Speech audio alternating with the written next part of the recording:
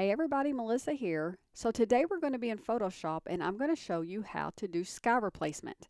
So what this allows us to do is take the sky and replace it while leaving the foreground completely intact. Now if you are not new to Photoshop, you're probably sitting there going, but Melissa, I've always been able to do sky replacement. And you're absolutely right.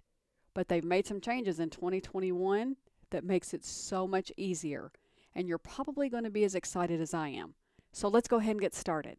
Now let's say that we want to change the sky in this picture. The first thing I want to point out is used to, if we wanted to do this, we would have to unlock our background and start from there. With the changes they've made to Photoshop 2021, we no longer have to do that. What we're going to do is we're going to go to Edit, Sky Replacement, and it's going to bring this box up here. Now where I've used this before, whatever the last sky you used was, is the one that it's going to change this to. So if we do this drop down here, we have the options of blue sky, spectacular, and sunset.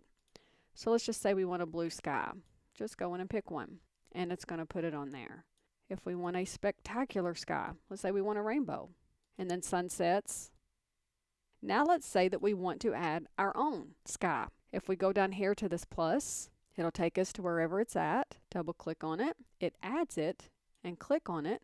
And it'll change it to the sky that you chose from your computer. Now the first thing I want to tell you, because I've done this 100,000 times, if you X out of here, you're going to have to start completely over. Just click out of here so you don't have to start over. I've done that 100 times and it drives me crazy. I wish they'd give us a very clear X, but that's neither here nor there. Okay, so the first thing that we want to look at is the sky picture is the full size of the picture that we pulled from our desktop. And what I mean by that is this is clouds. If we pull it up, there's the rest of the picture. Now I don't necessarily want these clouds on the horizon because that's going to be really hard to blend. Plus I'm not crazy about where my moon is. I want my moon a little bit lower. So I'm going to pull this maybe about right here.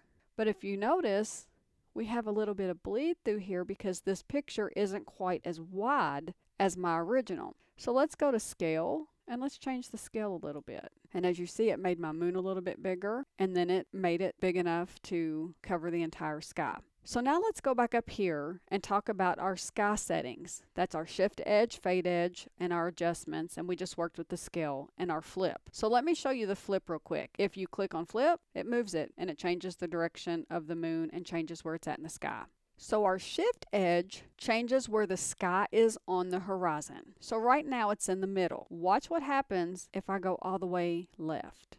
If you remember what our original sky looked like, this is bleed over or bleed through from that original image. Watch what happens if I go all the way to the right. It starts pulling the sky forward and covers the foreground, and it doesn't look natural. So we kind of want to find the middle ground for these two. Let's take it to about 0. So now we have some of the purple, and then we have what looks like the sun setting back there, and it goes back to the purple. Now you can do this however you want. You can make it all purple to where you only have a little bit of bleed through. You can go up a little bit more, but as you go higher to your right, you start getting some bleed through on your original picture. So I generally keep mine somewhere between 45 and 50, but I'm going to put this one on 45. So our fade edge combines our old and new sky and softens that boundary. So I'm going to move this to the far left and watch what happens here. You got some bleed through. You can really tell that it's a sharp cutoff from here to the sky. So we want to soften that. So let's take it maybe about 50. And it softened that a little bit. If you take it up a little bit more, it just softened it a little bit more. Now, unlike our shift edge, this is not going to be something that's going to be a drastic every time that you move this fade edge that you can really tell what happened. But if you do one extreme or another, you can. So you're just going to have to play with this till it looks natural to you and you think it'll look natural to whoever is viewing it and whatever you're using it for. Now let's look at sky adjustments in the brightness. So brightness does exactly what it sounds like it does. It may not make as big of a difference in this picture because we've got a dusk or nighttime picture, but if you're dealing with one where you have the sun and it's bright, it's probably going to make a bigger difference. But let's go ahead and move it all the way to the left. and it makes it look like it's a little bit darker at night. However, your fade edge is a little bit more pronounced and defined. So if you change your brightness down, you may have to change your fade edge and your shift edge as you make these other adjustments. Let's go all the way to the right. Woo, that don't look natural at all.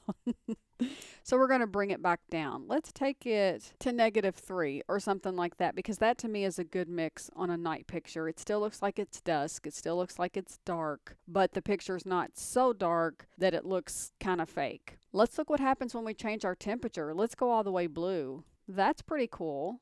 I would be careful with the temperature and use it based on your horizon. Like you're going from a purple to a blue. So I'd probably lighten that up just a little bit so it looks more of a natural transition and it's just not a sharp cutoff from purple to blue. Let's see what happens if we go all the way yellow.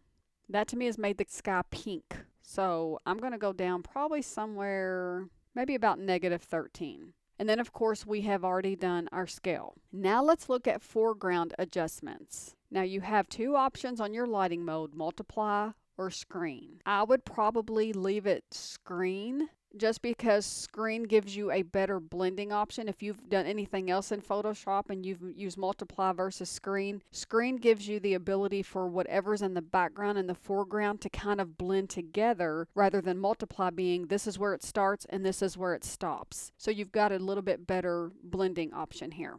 Lighting adjustment changes where the light is coming from in the picture. We've got it on 26 right now. Let's see what happens when we move it all the way left. If you noticed, it got a little bit darker here, and it looks like the light is back here. Let's go all the way to the right. Now it looks like there's light coming from maybe above or one of the sides, and it's completely washed it out. So let's start moving it back down. I think with the nighttime picture that we're going to go to the lower end of the lighting adjustment so that it's not washed out, it looks natural, and you can still see everything fairly clear. Now our color adjustment is going to change the foreground color to see if we can better match it with the new sky. We've got it on 35 right now. Let's take it all the way to the left and put a lot of purple in our horizon. It really didn't change this too much. I mean, it's got a little different hue, but you can really tell on our horizon.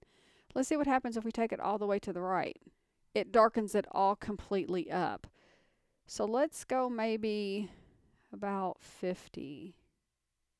And I think that's a good compromise of where we want it to be.